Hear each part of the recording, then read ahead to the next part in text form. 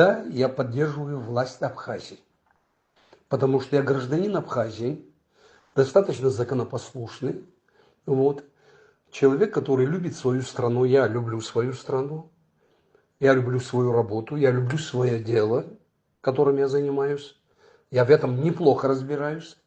Скажите, пожалуйста, какую власть мне поддерживать? Власть в Грузии, Молдавии, Украины, Израиля? Какую я власть должен еще поддерживать? Еще не национальную власть Абхазии.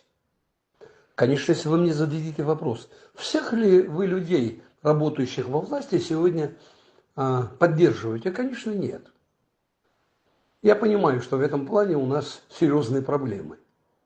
Не все люди, работающие во власти, являются патриотами Абхазии. Не все.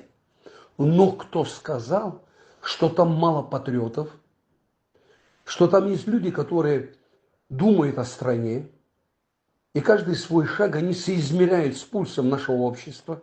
И таких немало, надо и о таких помнить. А просто так наотмашь всех, значит, рубить, что они все, скажем так, никудышные люди. Мы могли бы еще больше сделать, но мы должны к власти прийти. Значит, вот чтобы к власти прийти, значит, надо все охаивать, ругать власть. Я с такой теорией не согласен. Ни в коем случае.